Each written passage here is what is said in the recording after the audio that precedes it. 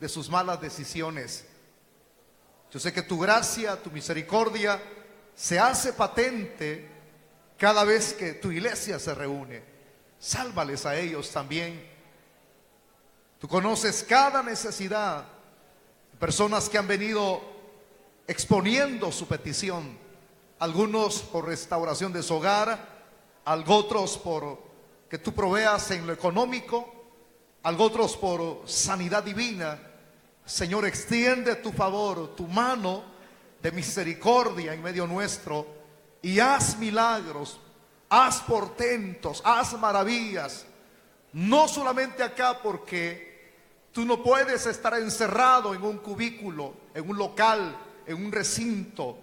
Tú estás en todo lugar y por eso agrega bendiciones en aquellos que nos verán a través del internet, el mensaje en vivo, los que oirán a través de la radio. Sé tú el cual obre con poder, salvando las vidas como lo has hecho siempre, Señor. Es nuestra rogativa, Padre, en el nombre de Cristo, tu Hijo amado, por quien te damos toda la gloria por siempre. Amén. Gloria a Dios. Así de pie, vamos a abrir nuestras Biblias en el Evangelio de Juan, en el capítulo número 15 del Evangelio de Juan. Vamos a leer el versículo 13. El tema que vamos a desarrollar se llama nuestro amoroso sustituto. Así le hemos colocado como nombre, nuestro amoroso sustituto. Tomo el texto como base, que es el verso número 13. Cuando lo tenga, me responde con un amén fuerte, por favor. Dice la Escritura: nadie tiene mayor amor que este, que uno ponga su vida por sus amigos.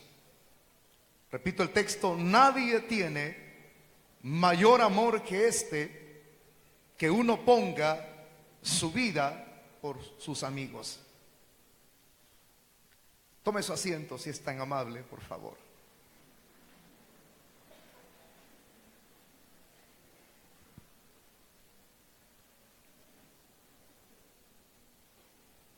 Para comenzar el desarrollo de esta temática, quiero iniciar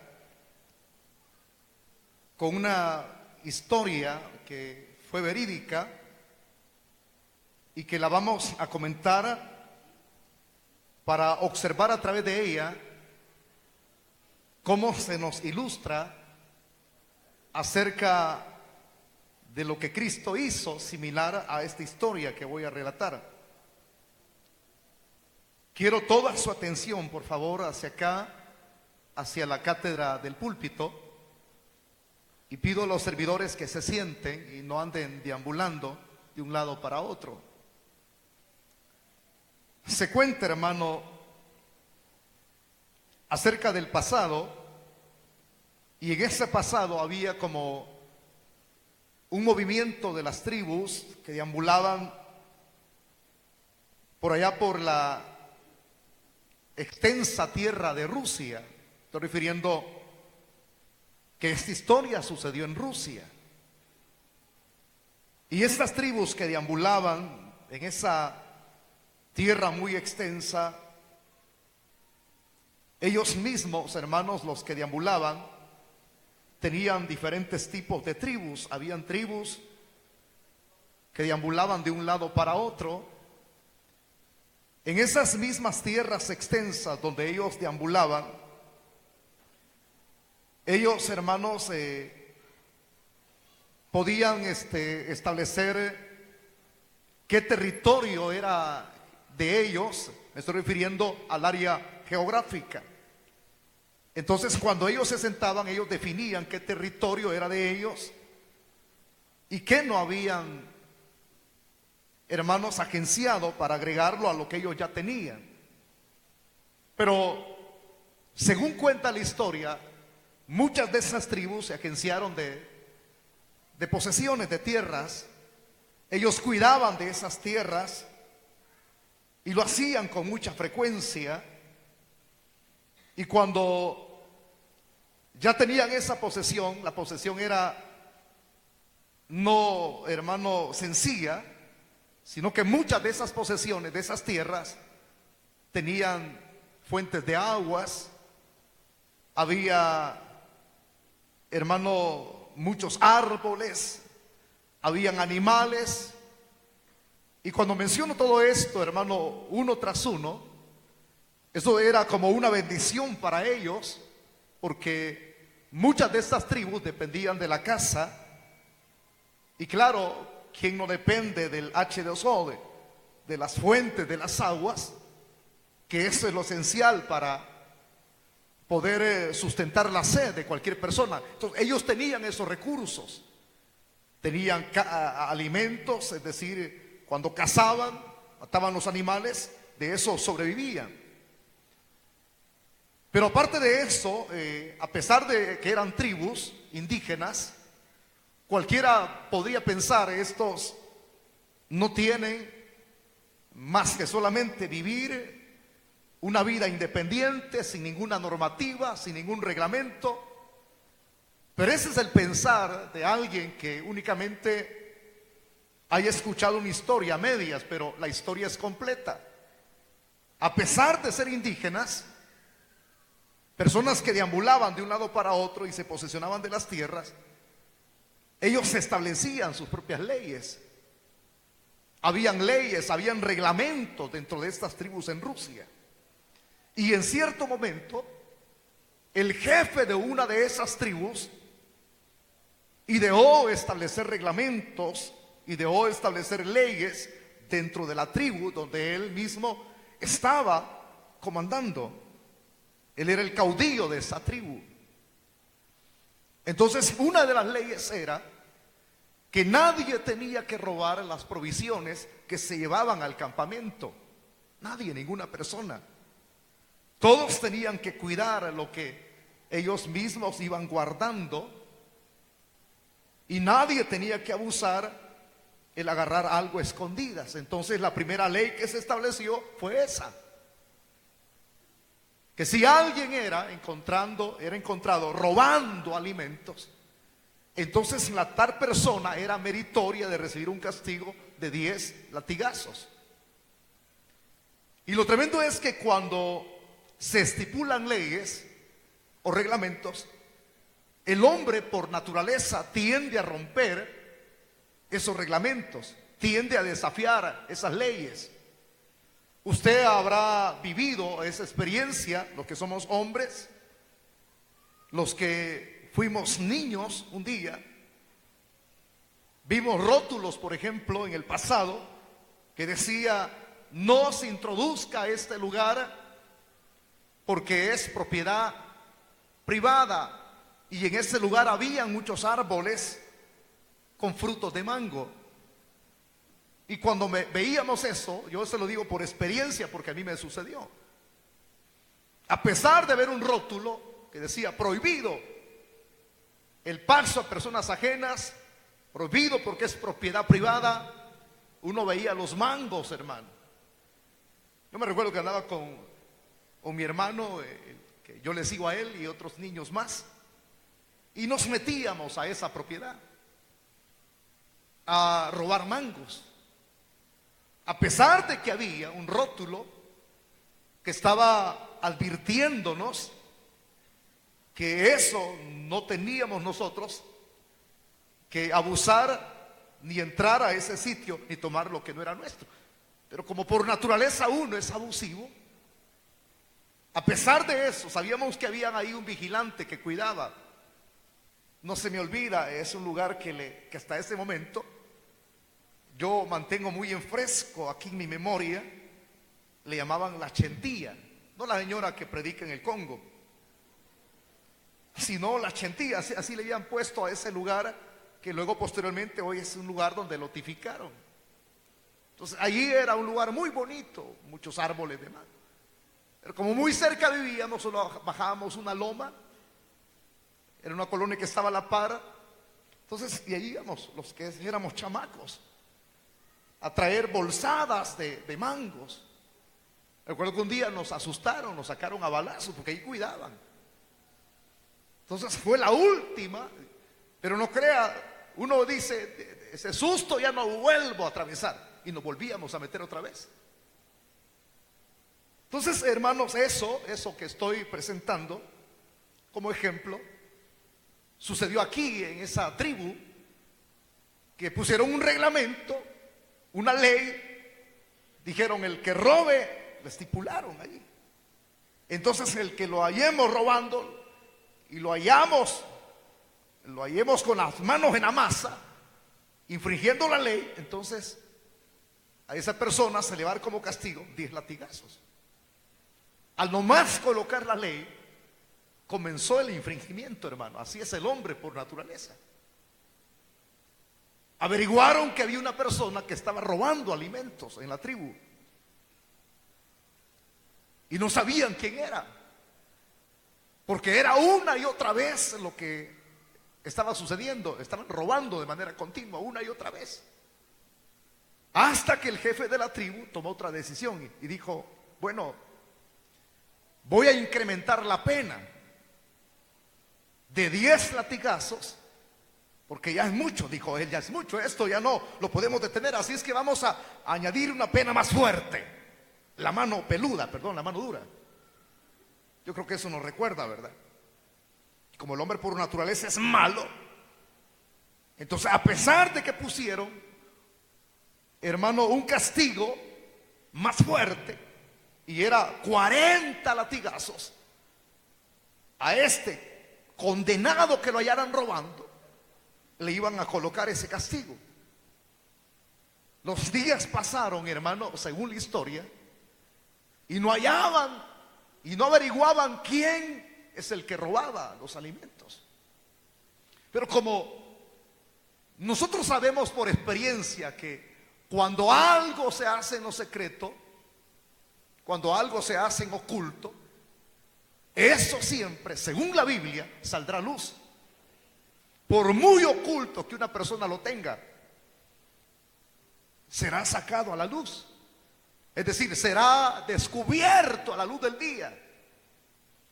Y así fue un día de esos tantos días. Agarraron el ladrón y fue la bulla en el campamento donde estaba la tribu asentada. Y se oían ahí, hermano, los gritos: agarramos el ladrón, lo agarramos. Y todos muy contentos, porque ahora le iban a poner paro al que había estado infringiendo las leyes que se habían estipulado en el campamento. Y lo tremendo es que cuando gritaban, el jefe de la tribu se puso muy contento y dijo: ya vieron que al fin agarramos a este condenado, lo hallamos con las manos en la masa. Pero de repente, cuando el jefe de la tribu se iba acercando, todos perplejos alrededor, el jefe de la tribu dijo: tráiganme al criminal, tráiganme al ladrón, al que ha estado robando. Y lo tremendo es que fue apareciendo la figura de una mujer anciana. Una anciana era la que había estado robando en el campamento. Y para rebalsar el vaso, para sorpresa del jefe de la tribu, del líder, es que esa anciana era su propia mamá. Era su propia madre, esa viejita. Por eso le pedí que me prestara toda la atención. Lo tremendo es que cuando toman a la anciana, no crea que ella se excusó o inventó algo. Ella sabía lo que había hecho, no abría su boca. O sea que sí aceptó su culpa.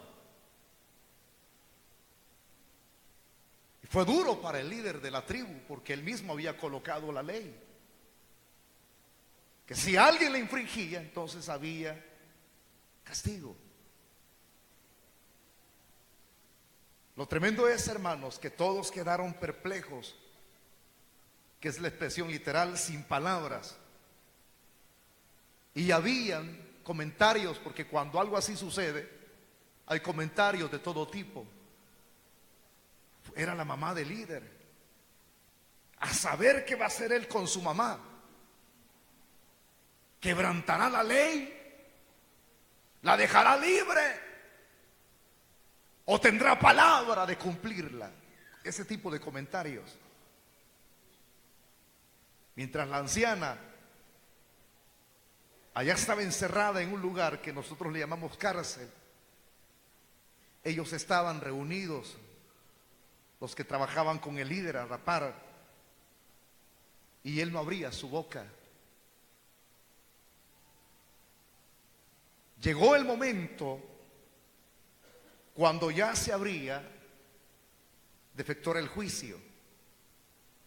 Se hizo el juicio y la mujer fue declarada culpable, la anciana. La pena ya la habíamos dicho cuál era. Los que habían estipulado eran 40 latigazos. Y llegó el momento, hermano, cuando el juicio terminó y habían muchas personas pertenecientes a esa tribu que habían salido de sus chocitas, todo por ver el castigo que habrían de darle a la anciana.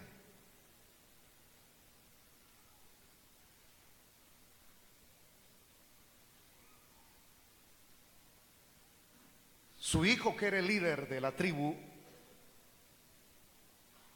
salió a sentarse en su trono, porque él tenía su trono. Él era el que comandaba la tribu. Y la anciana la traían jalada.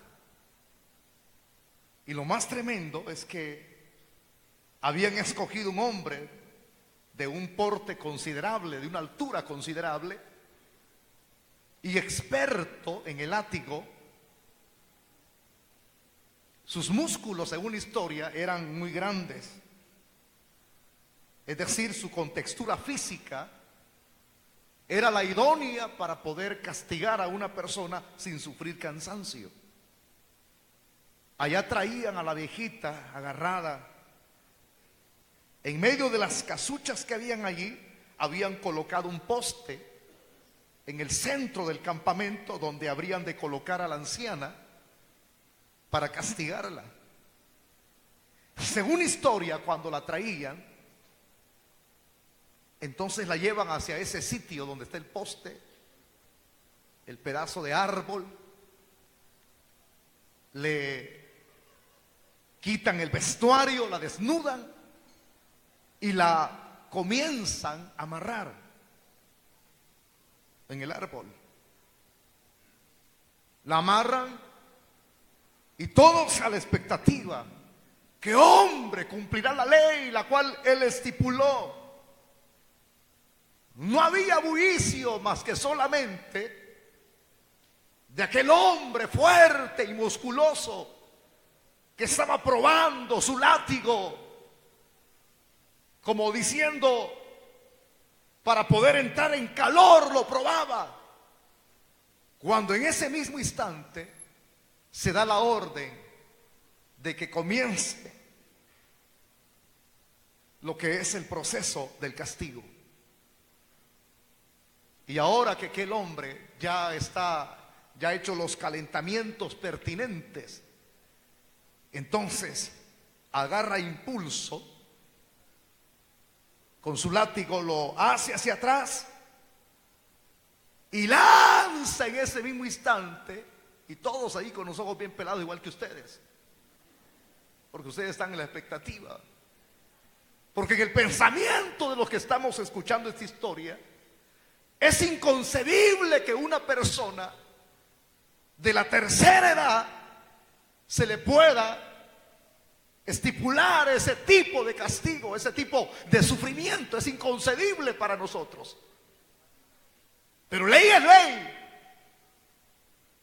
Y hay que hacerlo sin hacer acepción de personas, porque ya se había estipulado algo, que el que infringía, el que robaba, el que era hallado en el robo, entonces 10, pero como continuaba, llegó a 40.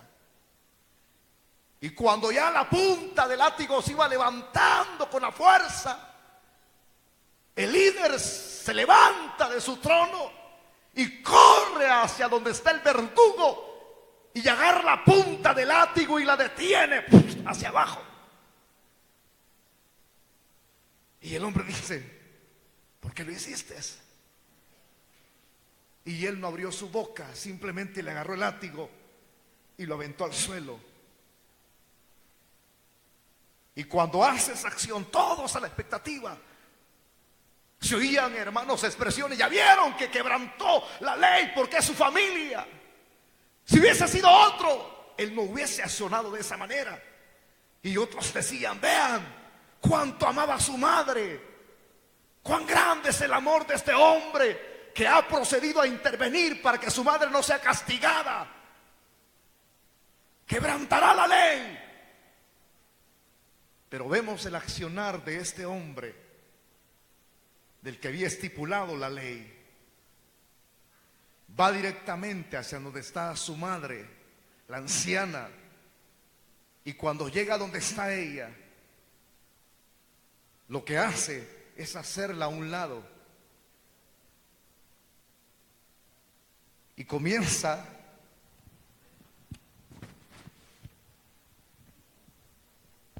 a quitarse la vestidura, se la rompe. Y cuando se la rompe, queda desnudo de su espalda, sin ninguna ropa en su cuerpo. Y viene y se dirige a donde está la anciana y coloca su cuerpo al cuerpo de la anciana y le dice al verdugo que comience el castigo. Hermanitos amados, cuando yo analizaba esta historia, es algo que nos ilustra una verdad bíblica. No crea, alguien podría decir: pastor, ¿y él recibió todos esos latigazos, ese líder? Sí. ¿Por qué? Porque él había estipulado una ley y no podía quebrantarla. Una ley justa. Y esa ley, en lugar de quebrantarla, él mismo la cumple. O sea que no dice: suelten a la mujer porque es mi madre. No, él toma el lugar de la anciana. Su cuerpo queda delante de la anciana y el cuerpo de él es el que soportará el castigo. Hermanitos amados, esa acción que nosotros vemos reflejada en la historia allá en Europa, que fue hace muchísimos y muchísimo tiempo, nos enseña esta verdad. Ahí se nos ilustra, pero esto es lo que nos enseña. Esa misma experiencia fue el mismo proceder de Dios. Dios había estipulado leyes y se lo estipuló a Adán en el huerto del Edén.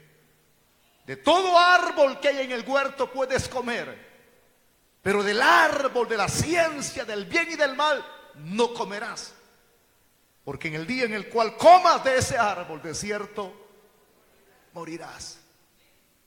Infringió la ley y lo hizo. Sabía que dentro del huerto del Edén habían leyes. Dios había estipulado una ley. Si tú la respetas, vas a ser bendecido. Si tú respetas lo estipulado, vas a seguir siendo feliz, vas a seguir siendo eterno, vas a seguir siendo mi representante en este huerto. Pero el hombre quebrantó la ley. Y por eso es que usted va a ver frases que rezan en la Biblia. Pablo escribe lo que está estipulado en el Antiguo Testamento. Y el mismo Pablo, bueno, más que decir Pablo, usted puede encontrar frases en el libro de Ezequiel que dice así: la paga del pecado es muerte. Son expresiones que Pablo las tomó para plasmarlas en una de sus epístolas. Ezequiel dice: alma que pecare, esta morirá. Y Pablo dice que la paga del pecado es muerte. Es muerte. O sea, todo aquel que infringe la ley de Dios sabe que tiene que morir, sabe que tiene que ser meritorio de un castigo, pero de un castigo eterno. Porque hay personas que piensan de manera equivocada y piensan que cuando partan de esta tierra su vida física queda redimida y ellos pasarán, como ponen de manera mentirosa en las lápidas, que Dios en gloria lo tenga, que en paz descanse, y dice: ahí se acabó ya todo, se terminaron los problemas. Qué galán que así fuese.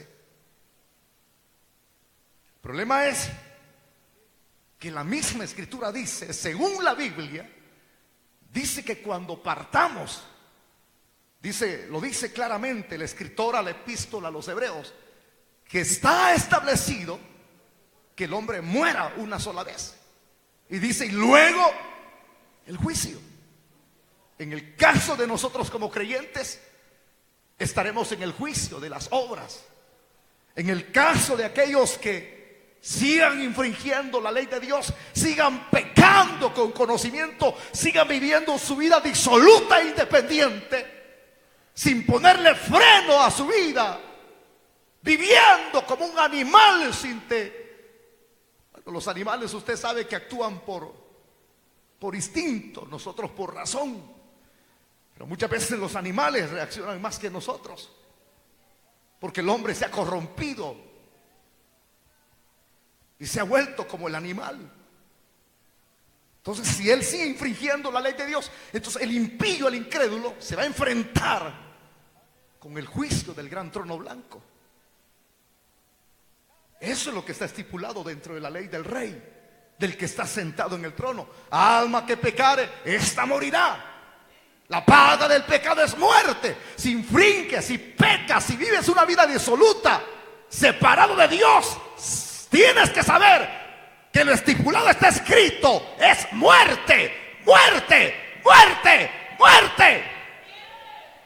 Pero yo, diría alguno, no fui hallado como esa viejita, como esa anciana. Ese fallo, ese error de robar de la viejita, es el mismo fallo que está en nosotros. El mismo pecado que nos impulsa a fallarle a Dios a diario. Por favor, siéntese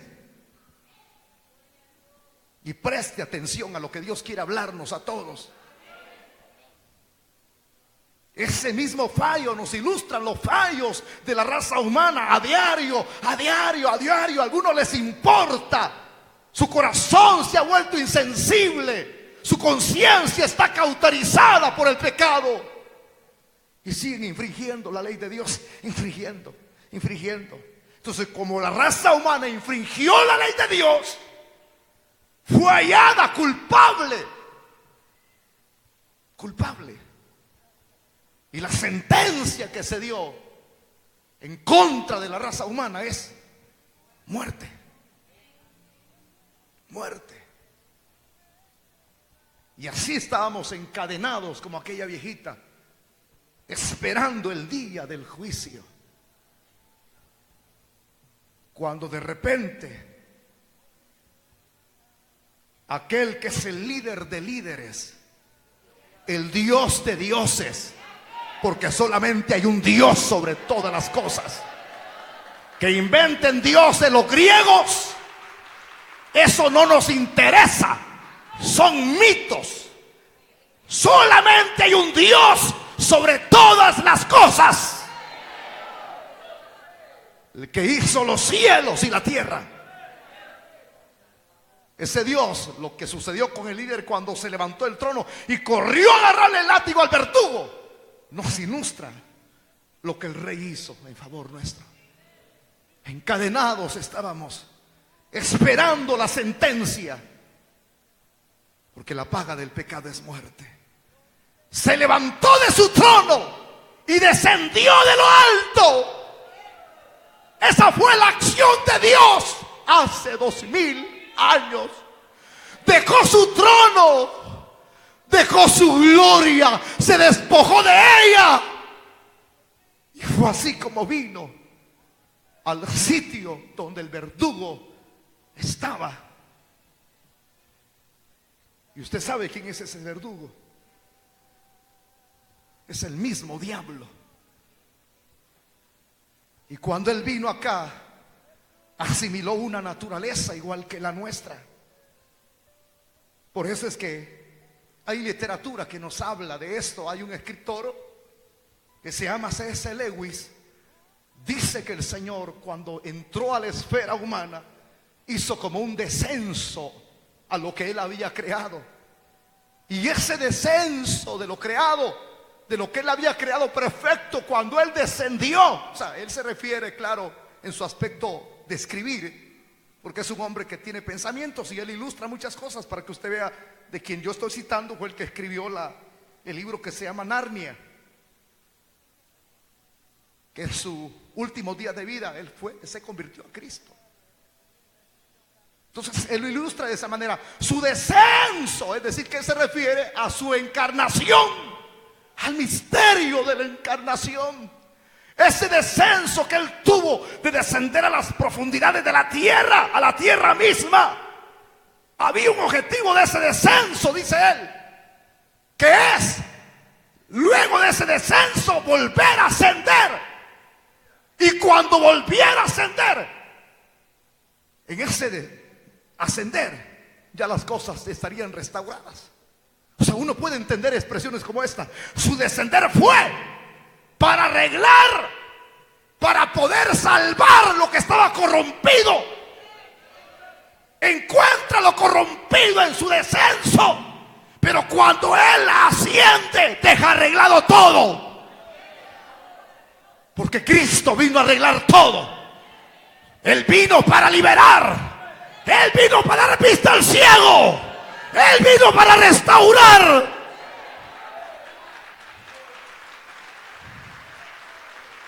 Y en su ascender, después de su descenso, Él dejó restaurado todo. Y en ese ascender, lo que estaba corrompido llevaría cosas perfectas hacia el cielo. Ese es como se ilustra. Dejando su trono, Él vino a esta tierra. Dejó su gloria, vino a esta tierra. Y cuando ya estábamos a punto de recibir la sentencia, Él dijo: detente. Porque ese hombre fuerte, ese verdugo, muy musculoso, muy grandote, nos ilustra lo que Cristo mismo enseñó acerca del hombre fuerte. Porque Satanás es como un hombre fuerte. El único que lo puede atar es el poder de Dios. Y Él vino para atar a ese hombre fuerte. Y le dijo: Y quizás ese mismo hombre fuerte le dijo: entonces, si lo haces, estás infringiendo la ley, estás irrespetando lo que tú estipulaste. Porque Dios puso esa ley y el hombre la irrespetó. Alma que pecar, esa morirá. La paga del pecado es muerte. ¿La vas a infringir la ley? Jesús no vino para infringir la ley, sino vino para cumplirla. Y la manera como no defraudar lo que Él había estipulado, ni quebrantarlo, era haciendo lo que ese rey hizo con su madre en aquel pedazo de árbol. Él nos hizo a un lado, el rey, quítate y deja que sobre mi cuerpo caiga todas las maldiciones que tú merecías. Deja que sobre mi cuerpo caigan los latigazos. Deja que sobre mi cabeza caiga una corona de espinas. Deja que sobre mis manos, porque tus manos eran pícaras, deja que sobre mis manos caigan clavos. Deja que sobre mis pies, porque el hombre apresura sus pies para hacer el mal, caiga un clavo que atraviese mis dos pies. Déjame que yo voy a tomar tu lugar.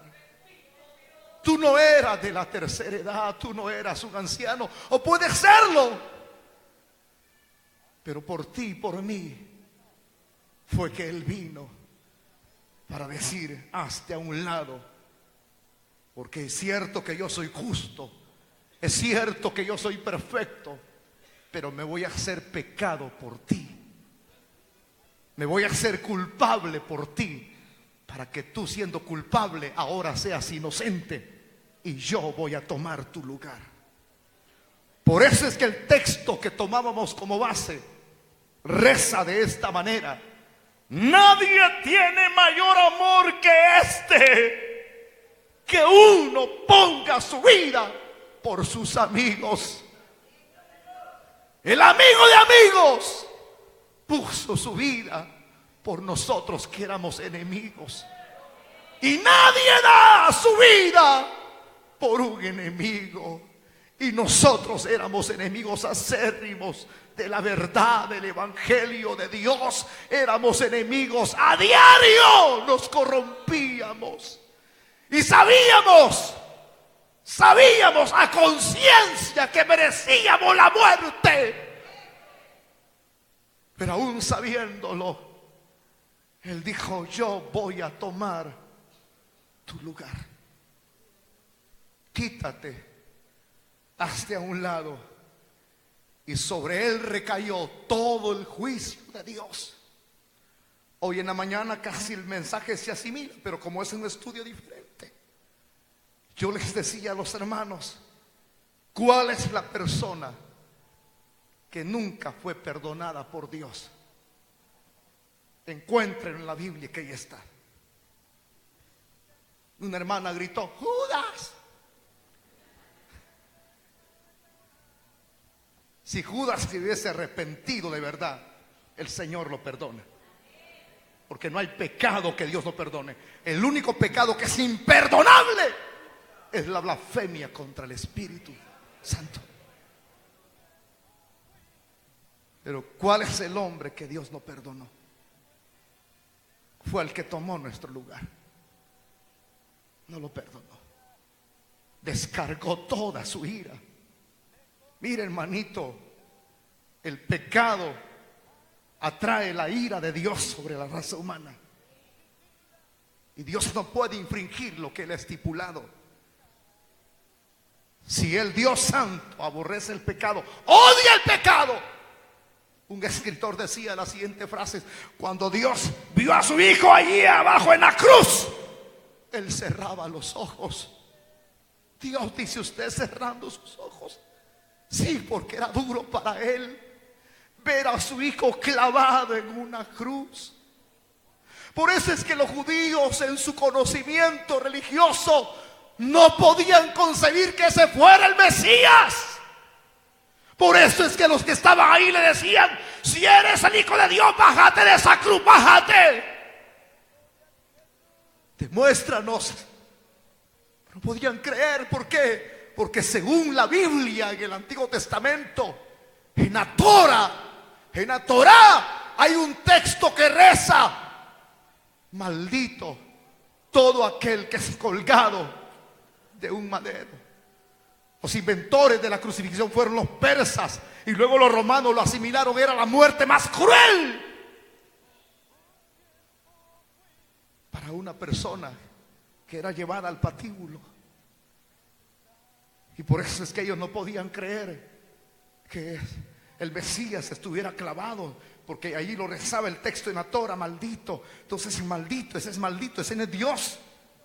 Y luego los griegos en su pensamiento, en su filosofía, los que creen que tienen todo el dominio y el conocimiento de las artes, de cómo expresarse, con su sabiduría impresionante. Los griegos tenían conocimiento de sus dioses, escribían de sus dioses, fuertes esos dioses. Su Dios que estaba en el Olimpo, Zeus, el padre de los dioses, al ver y oír el mensaje de la cruz, no podían concebir que siendo Dios estuviera clavado en una cruz. Pero si tanto el griego como el judío no pudieron concebirlo, para nosotros el que estaba muriendo en esa cruz es el mismo Hijo de Dios. Es el que el Padre mandó de arriba. Es la ofrenda de Dios en propiciación por nuestros pecados. Si en su conocimiento humano no pudieron concebir que Él era Dios, y los judíos y los griegos, para nosotros ese fue el medio de nuestra salvación. El Padre descargó toda su ira sobre su Hijo. Y por eso le voy a decir una cosa: ustedes que están oyendo el Evangelio, ahora que ustedes tienen conocimiento, escribí unas frases que rezan de la manera siguiente, escritas por este gran hombre de Dios, apellidado Morris. Escribe las siguientes palabras: porque al hablar de lo que Cristo hizo por nosotros, al igual como el líder hizo con la viejita, tomando su lugar, a eso se le llama sustitución. Es decir, que yo voy a tomar tu lugar, tu pena yo la voy a llevar, tu deuda yo la voy a llevar, tu castigo yo la voy a llevar. Entonces, cuando uno ve eso, a eso se le llama sustitución. Esa sustitución vicaria del sacrificio de Cristo. Dice este escritor, muy lindo lo que él escribe: si Cristo no es mi sustituto, escúchenme bien, abran bien los oídos. Si Cristo no es mi sustituto, aún ocupo el lugar de un pecador condenado. Si mis pecados y mi culpa no se transfieren a Él, si Él no lo lleva sobre sí mismo, entonces ciertamente aún permanecen contigo. Si Cristo se encarga de mis pecados, yo debo de enfrentar. Si Él se encarga de mis pecados, entonces yo debo de enfrentar las consecuencias de ellos. Si mi castigo no es puesto sobre Él, todavía está puesto sobre mí. Hay dos noticias, quiero terminar con esto. Como el Rey dejó su trono y tomó el lugar nuestro, de los que estamos aquí y de los que nos ven a través del internet y de los que nos oyen a través de la radio, por fe creo que Él tomó mi lugar. Creo que Él es mi Rey, creo que Él es mi Salvador, creo que Él es mi Dios, y creo que Él es mi sustituto. Cuando yo creo eso, todos mis pecados son transferidos hasta el madero, al que está colgado en el madero. Y cuando yo creo en eso, es así como soy justificado. El justo tomó el lugar por los injustos. Pero cuando alguien rechaza a Cristo y dice, yo no, ¿y para qué voy a creer en Cristo? Entonces usted está llevando su propia culpa, su propio pecado, y va a recibir el pago, las consecuencias de su propio pecado. Y el pago y las consecuencias del pecado, cuando no se transfieren a Cristo, el castigo es terrible. A esa persona que sus pecados no le han sido transferidos a Cristo, le espera el infierno eterno, separación absoluta de Dios. Pero todos aquellos que hemos creído, como le llaman algunos, en el debilucho carpintero, que no es un debilucho, Él es mi Rey, Él es mi Dios, Él es mi Salvador. A Él sea la gloria por siempre, por los siglos de los siglos. Diga gloria a Dios.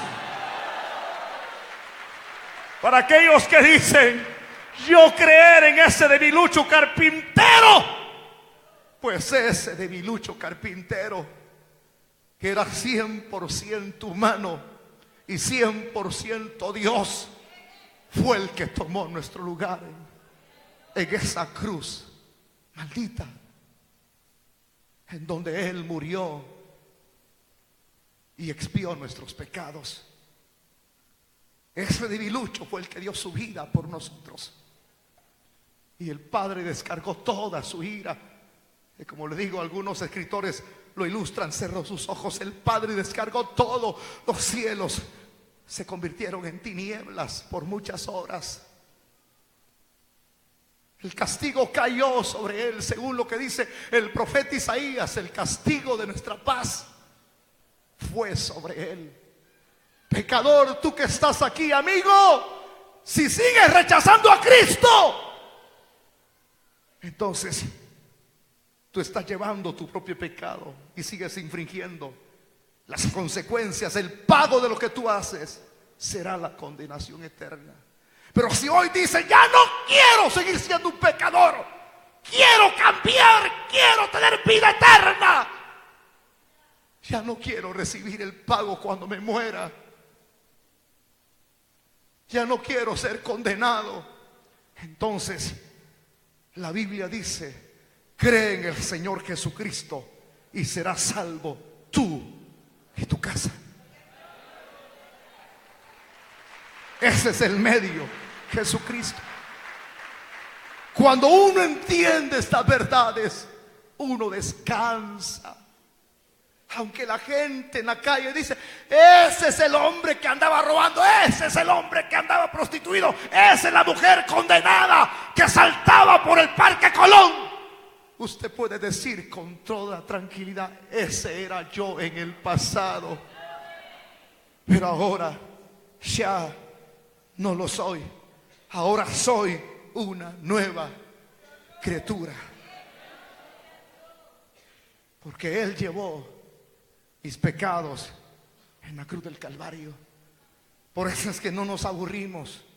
Seguimos hablando del único medio por el cual usted puede ser perdonado, el único medio que puede evitar que usted vaya al juicio del gran trono blanco, donde la Biblia dice en Apocalipsis que se abrieron dos libros: el libro de las obras y el libro de la vida, y no se encontró su nombre en el libro de la vida, y el dictamen será: apártate de mí, maldito, al fuego eterno. Hermanitos amados, en vida es cuando nosotros, a través de la misericordia y de la gracia, puede haber esa transferencia. Dios dice: yo me hice pobre para que a través de mi pobreza tú fueses enriquecido espiritualmente. Si usted es un pobre miserable, es porque usted quiere.